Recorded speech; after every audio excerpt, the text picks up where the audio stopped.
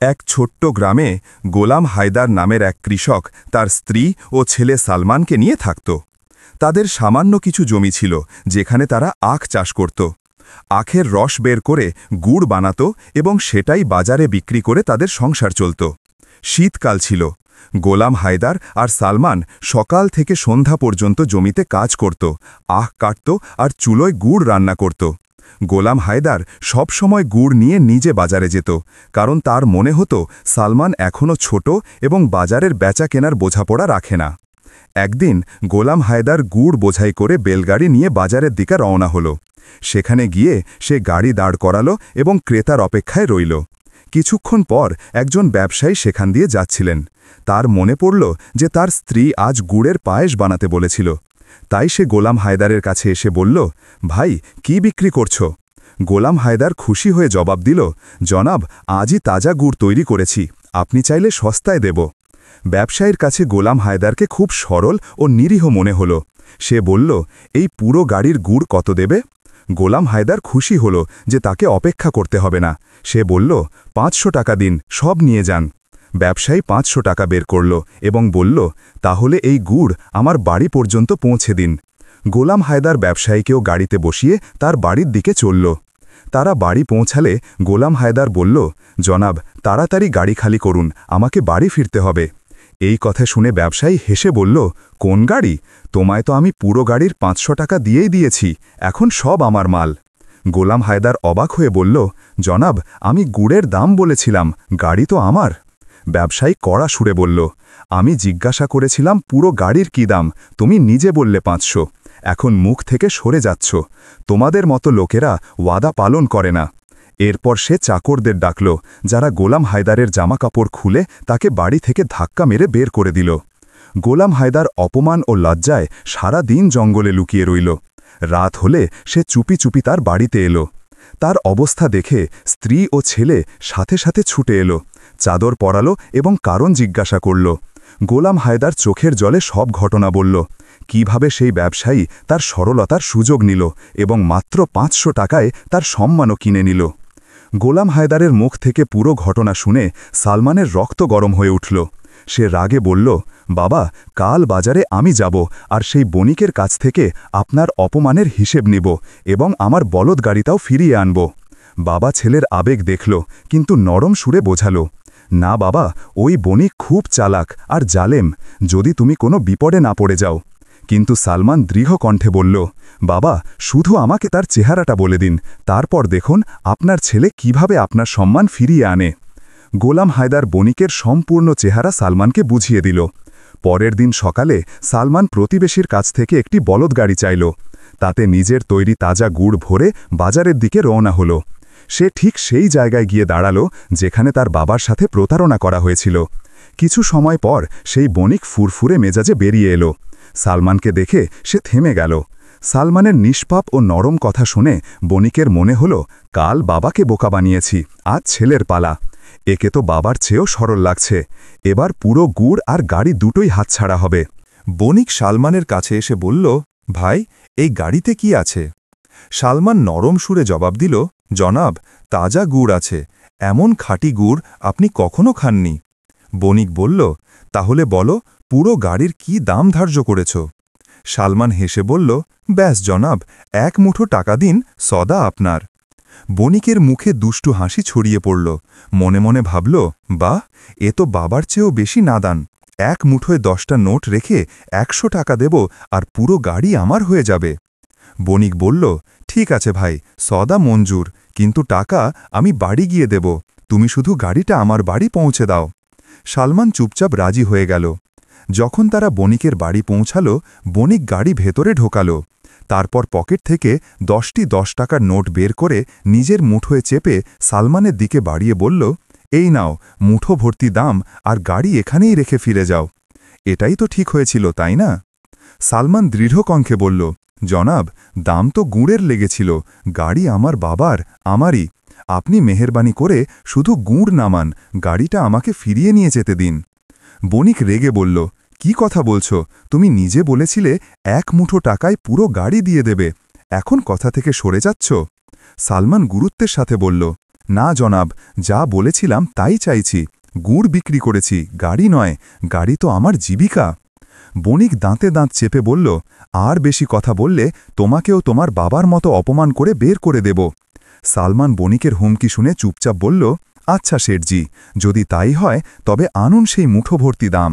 ব্যবসায়ী যেই না মুঠো বাড়াতে যাচ্ছিল, সালমান তার হাত শক্ত করে ধরল এবং পকেট থেকে ছুরি বের করে বলল, শুনুন শেঠজি, আমি আমার গাড়ি আপনার কাছে রেখে যাচ্ছি, কিন্তু বদলে আপনার এই মুঠোটা নিয়ে যাচ্ছি।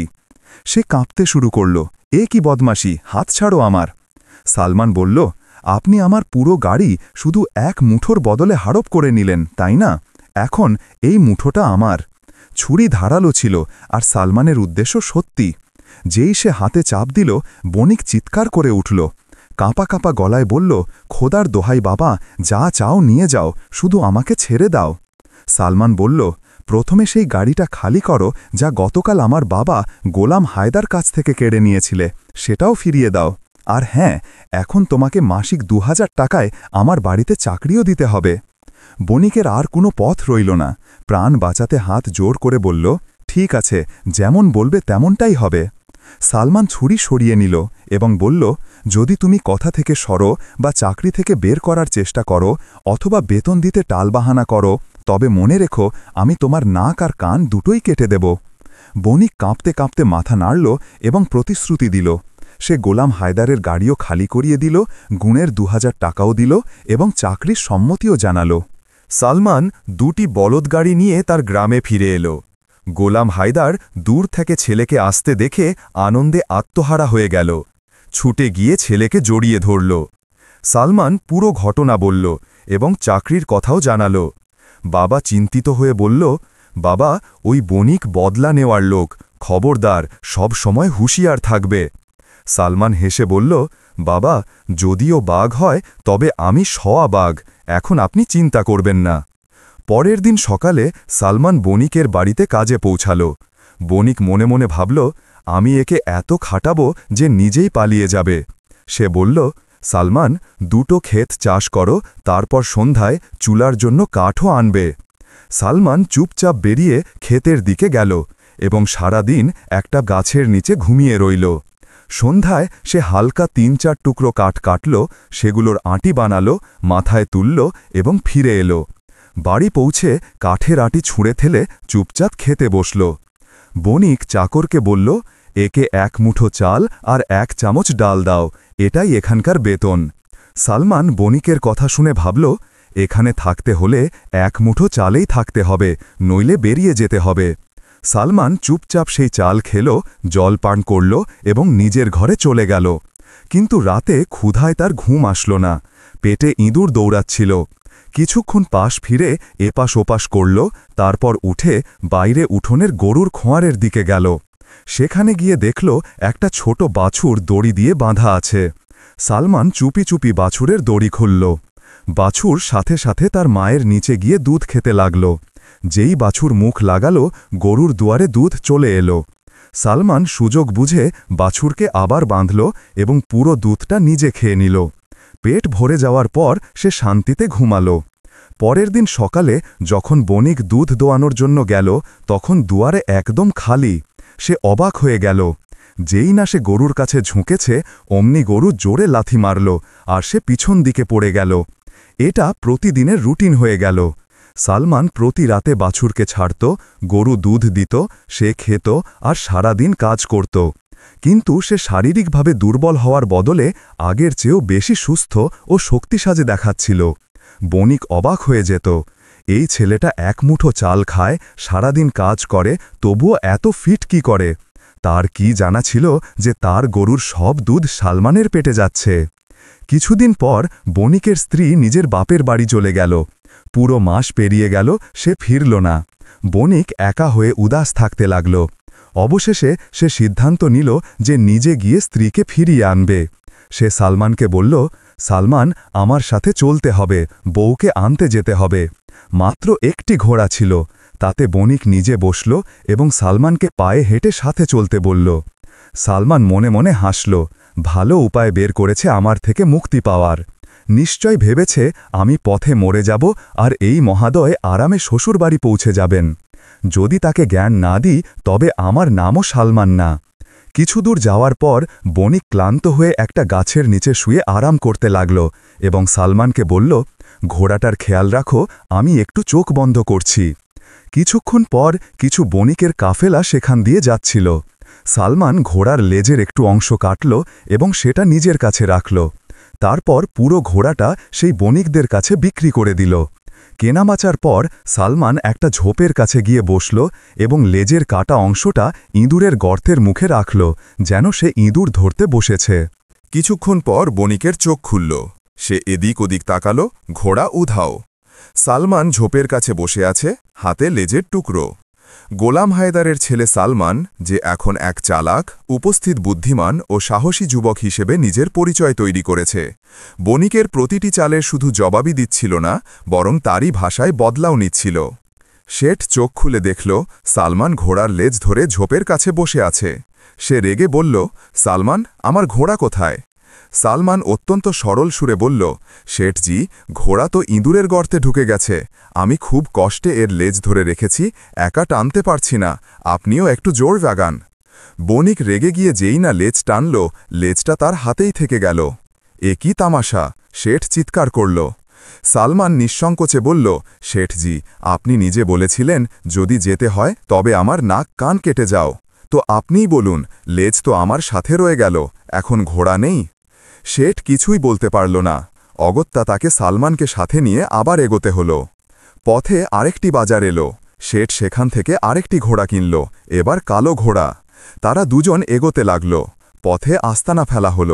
শেঠ পেট ভরে খেয়ে সালমানকে বলল, এই ঘোড়াটা বিশেষ, একে খুব ভালো করে ঘষে ঘষে গোসল করাবে, সব ময়লা ছাড়াতে হবে। সালমান বাজারে গিয়ে সেই ঘোড়াও বিক্রি করে দিল এবং এবার একটি সুন্দর সাদা খরগোশ নিয়ে এলো। যখন শেঠের চোখ খুলল, সালমান খরগোশ নিয়ে বসে আছে। সালমান, ঘোড়া কোথায়? সালমান খুব সরলভাবে বলল, শেঠজি, আপনি বলেছিলেন ঘষে ঘষে গোসল করাতে। আমি এত ঘষেছি যে ঘোড়ার কালো রং উঠে গেছে, দেখুন এটা একদম সাদা হয়ে গেছে। আর এত ঘষেছি যে এটা সংকুচিত হয়ে এই খরগোশ হয়ে গেছে। শেঠ দাঁতে দাঁত পিষল, কিন্তু এখন সে কিছুই করতে পারল না। এবার দুজনেই হেঁটে চলতে বাধ্য হল। শ্বশুরবাড়ি কাছে এসেছিল, কিন্তু শেঠ ক্ষুধায় কাতর হয়ে পড়েছিল। সব টাকা ঘোড়ায় খরচ হয়ে গেছে এবং খাবার দাবারও শেষ হয়ে গিয়েছিল। শেঠ একটি গাছের নিচে বসে সালমানকে বলল, সালমান, যাও আমার শ্বশুরবাড়ি খবর দিয়ে এসো যে আমার জামাই আসছে, তারা খুশি হয়ে আমার জন্য খাওয়া দাওয়ার ব্যবস্থা করবে। সালমান রওনা হল এবং যেই না সে শেঠের শ্বশুরবাড়ি পৌঁছাল, শেঠের শাশুড়ি চিন্তিত হয়ে জিজ্ঞাসা করল, বাছা, আমাদের জামাই তো ভালো আছে? সালমান গুরুত্বের সাথে জবাব দিল, না মা, সময় ভালো নেই, জামাইয়ের তীব্র পেটের সমস্যা হয়েছে। সালমানের উপস্থিত বুদ্ধি ও বিচক্ষণতা গোলাম হায়দারের দুঃখের প্রতিশোধ এমনভাবে নিল যে শুধু বাবার মানই বাড়ল না, বরং সেই জালেম শেঠ যে আগে গোলাম হায়দারকে অপমান করে বের করে দিয়েছিল, এখন তার ছেলের ওপর নির্ভরশীল হয়ে পড়ল। যখন সালমানকে শেঠের সাথে শ্বশুরবাড়ি যেতে হল, তখন রাস্তায় শেঠ তাকে বিরক্ত করার কোনো সুযোগ ছাড়ল না।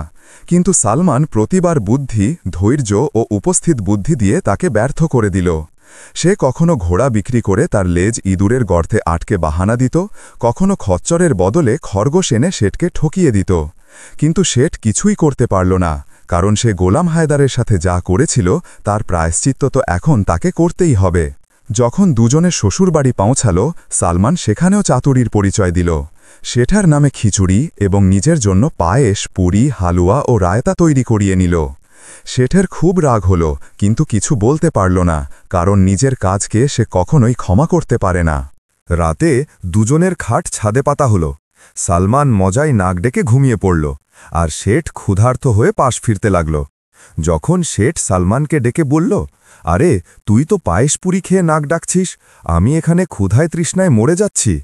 তখন সালমান চুপি চুপি একটি কৌশল ভাবল। ছাদে পুরনো ধামলা, অর্থাৎ একটি গর্ত, যা আগেকার দিনে গম বা ভুট্টা নিচে ফেলার জন্য ব্যবহৃত হতো। সালমান শেঠের কোমরে দড়ি বাঁধল এবং বলল, শেঠজি, নিচে রান্নাঘরে খাবার পড়ে আছে, আপনি যান খেয়ে আসুন। আর যখন পেট ভরে যাবে তখন দড়ি ঝাঁকিয়ে আমাকে জাগিয়ে দেবেন, আমি আপনাকে ওপরে টেনে তুলব। শেঠ খুব খুশি হল, সাথে সাথে নিচে নেমে হাউমাউ করে হালুয়া পুরিতে ঝাঁপিয়ে পড়ল, যেন সে বহু বছর ধরে না খেয়ে আছে। খেয়ে পেট ভরার পর শেঠ দড়ি ঝাঁকিয়ে আস্তে আওয়াজ করল, সালমান, এবার আমাকে ওপরে টেনে তোলো। যখন গোলাম হায়দারের ছেলে সালমান শেঠ করিমুদ্দিনের সাথে শ্বশুরবাড়ি পৌঁছাল, তখন সে ধীরে ধীরে তার বুদ্ধি, জ্ঞান এবং উপস্থিত বুদ্ধি দিয়ে সেই সবগুলো শেখাল, যা বহু বছর আগে শেঠ গোলাম হায়দারকে অপমান করে ভুলিয়ে দিয়েছিল। রাতে সালমান চাতুরির সাথে শেঠকে দড়ি বেঁধে ধামলার মাধ্যমে রান্নাঘরে নামিয়ে দিল, যাতে সে পেট ভরে খেয়ে নিতে পারে। কিন্তু তারপর সালমান নাক ডাকতে ডাকতে গভীর ঘুমে তলিয়ে গেল। এখন নিচে শেঠ খাওয়া দাওয়া শেষ করে অপেক্ষা করছিল, আস্তে আস্তে আওয়াজ করছিল, সালমান, আরে সালমান, টানো টানো, আমাকে ওপরে টানো। কিন্তু সালমান অবহিত ছিল না। এদিকে শেঠের শাশুড়ি জল খেতে আসলো, দরজার কাছে এসে ভেতর থেকে আওয়াজ শুনল, টানো টানো, তাড়াতাড়ি টানো। বেচারি ভয় পেয়ে গেল, দৌড়ে স্বামীকে জাগাল, ওগো, রান্নাঘরে কোনো জিন বা ভূত এসেছে, যা বারবার বলছে টানো টানো। বৃদ্ধ শ্বশুর সাথে সাথে ছেলে, জামাই এবং প্রতিবেশীদের জড়ো করলেন, এবং সবাই রান্নাঘরের দরজায় কান পেতে দাঁড়িয়ে রইল। ভেতর থেকে আওয়াজ আসছিল। ততক্ষণে সালমান জেগে উঠেছে। সে তাড়াতাড়ি দড়ি টেনে শেঠকে ওপরে তুলে নিল। দরজা খোলা হতেই দেখল শেঠ ফিরে ছাদে পৌঁছে গেছে। নিচে রান্নাঘর খালি দেখে সবাই অবাক হয়ে নিজেদের ঘরে ফিরে গেল। কিন্তু ভাগ্য তো অন্য কিছু লিখে রেখেছিল। শেঠ ও সেই হাড়ির শেষ অপমান। রাতের শেষ ভাগে শেঠের পেটে ব্যথা শুরু হলো। সে সালমানকে ঝাঁকাতে লাগল, ওঠ, তাড়াতাড়ি আমার সাথে ক্ষেতের দিকে চল, পেটে খুব জোরের সমস্যা। সালমান আধো ঘুমে বলল, শেঠজি, বাইরে যাওয়ার কি দরকার, এখানে কাছে একটি মাটির হাঁড়ি রাখা আছে, সেখানেই কাজ সেরে নিন, সকালে আমি চুপি চুপি নিয়ে গিয়ে ফেলে আসব। এখন অসহায় শেঠ কি করবে? বাধ্য হয়ে হাঁড়িতেই কাজ সারল।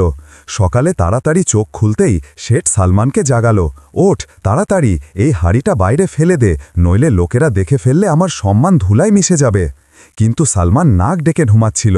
শেঠ অনেক ঝাঁকুনি দিল, কিন্তু কোনো লাভ হলো না। এখন এই কাজটা তারই। শেঠ চাদর গায়ে দিল, হাঁড়িটা মাথায় রাখল এবং চুপি চুপি সিঁড়ি দিলে নামতে লাগল। যেই উঠোনে পৌঁছালো, কি দেখল? শ্বশুর ভ্যাঁসদের জন্য খাবার দিচ্ছিল। শেঠ চোখ আড়াল করে তাড়াতাড়ি দরজার দিকে এগোল। কিন্তু সালমানের শেষ চাল। এই সব সালমান ছাদ থেকে দেখছিল। সুযোগ বুঝে সে তাড়াতাড়ি কাছে রাখা একটি মোটা লাঠি তুলে নিল, চুপি চুপি নিচে নামল এবং পেছন থেকে শেঠের ওপর আক্রমণ করার জন্য প্রস্তুত হল। যেই শেঠ চাদর মুড়ি দিয়ে মাথায় হাঁড়ি রেখে জঙ্গলের দিকে যাচ্ছিল যাতে নিজের সম্মান বাঁচাতে পারে, সালমান সাথে সাথে পুরো গ্রামে চিৎকার করে উঠল, চোর চোর, আরে দেখো, মাথায় হাঁড়ি নিয়ে চাদর মুড়ি দিয়ে যাচ্ছে, চোর। কিছু গ্রামবাসী যারা সকাল সকাল ভ্যাঁসদের খাবার দিতে জেগে উঠেছিল, তারা সাথে সাথে লাঠি ডান্ডা নিয়ে চিৎকারের দিকে ছুটে গেল। তারা দূর থেকে শেঠকে দেখল, চাদর মুড়ি হাঁড়ি নিয়ে যাচ্ছে, এটাই চোর, এবং তারপর দৌড়াদৌড় শব্দে শেঠের ওপর লাঠি পড়তে লাগল। কেউ হাত মারছে, কেউ পা। সে অজ্ঞান হয়ে চিৎকার করছে, আরে আমি চোর নই, আমি শেঠ করিম। কিন্তু কেউ শুনল না। এই গোলমালের মধ্যে শেঠের শ্বশুরবাড়ির লোকেরাও চলে এলো, সবার হাতে লাঠি ছিল। তখন সালমান শেষ কথাটি বলে নাটক শেষ করল, আরে সবাই তো এখানে আছে, কিন্তু আমাদের শেঠজি কোথায় গেলেন? সবাই চমকে উঠল, হ্যাঁ সত্যিই তো, জামাই তো আওয়াজ শুনেই উধাও হয়ে গেছে, আসলে কোথায় সে? যখন তারা চাদর টেনে দেখল, তখন সামনে তাদেরই জামাই। চেহারা লজ্জায় নত, শরীর নীল আর মাথায় হাঁড়ি। পুরো মজলিসে হাসি গুঞ্জিয়ে উঠল। শেঠ লজ্জায় লাল হয়ে গেল। সম্মান, অহংকার ও গর্ব সব কিছু মাটিতে মিশে গেল। শেঠের অনুশোচনা, সালমানের জয়। বাড়ির ভেতরে নিয়ে গিয়ে অন্য পোশাক পরতে দেওয়া হলো। শেঠের স্ত্রীকে সাথে করা হলো এবং সবাই ব্যঙ্গাত্মক হাসি দিয়ে বিদায় জানালো। যখন সে বাড়িতে পৌঁছালো, সালমান আস্তে করে বলল, শেঠজি, আপনার হাড়িতে প্রথম যে লাঠিটা পড়েছিল সেটা আমিই মেরেছিলাম, আর যে চোর চোর চিৎকার করেছিলাম সেটাও আমিই ছিলাম। শেঠের পা যেন মাটিতে গেঁথে গেল, চোখে জল ছিল। সে ভীত কণ্ঠে বলল, সালমান, এগুলো তুই কেন করলি? তোর এর থেকে কি লাভ হলো? সালমান নরম ও দৃঢ়তার সাথে জবাব দিল, আমাকে সেটাই লাভ হয়েছে যা আপনি আমার বৃদ্ধ বাবা গোলাম হায়দারকে নগ্ন করে জঙ্গলে ফেলে অর্জন করেছিলেন। এটা সেই অপমানের বদলা ছিল। শেঠের মাথা নত হল। সালমান, আমাকে মাফ করে দাও, আল্লাহর ওয়াস্তে এখন তুমি আমার পিছু ছাড়ো। সালমান গম্ভীরভাবে বলল, এত সহজে পিছু ছাড়া যাবে না শেঠজি। আমার আপনার সাথে প্রতিশ্রুতি ছিল যে যখন আপনি আমাকে চাকরি থেকে বের করবেন তখন নিজের নাক কান কেটে আমার হাতে রাখবেন। শেঠ হাত জোর করে কাঁদতে কাঁদতে বলল, নাক কান ছেড়ে যা চাইবে দেব, শুধু আমার সম্মানটা বাঁচিয়ে দাও। সালমান শেষ শর্ত রাখল, প্রতিশ্রুতি দাও যে আজ থেকে কোনো গরিবকে ধোকা দেবে না, কারো মজা করবে না, এবং এই মুহূর্তে আমার হাতে 500 টাকা রাখো। শেঠ সাথে সাথে প্রতিশ্রুতি দিল, 500 টাকা সালমানের হাতে রাখল এবং নিজের কাজের জন্য অনুশোচনা নিয়ে মাথা নত করে চুপচাপ বসে রইল। শেষে সালমান নিজের বাড়িতে চলে গেল। শেঠ করিমউদ্দিন সত্যিই জীবনের জন্য শিক্ষা পেয়ে গেল। এখন সে না কাউকে ধোকা দিত, না গরিবের মজা করত, মন থেকে তওবা করল এবং গোলাম হায়দারের ছেলের কাছে ক্ষমা চাইল। শিক্ষা, যে বাবা মাকে কষ্ট দিয়েছে সে জীবনে কখনো শান্তি পায়নি। যে গরিবকে অপমান করে আল্লাহ তাকে পৃথিবীতেই লাঞ্ছিত করে, আর যে সবর করে আল্লাহ তাকে সম্মান, বুদ্ধি ও সুযোগ দুটোই দেন।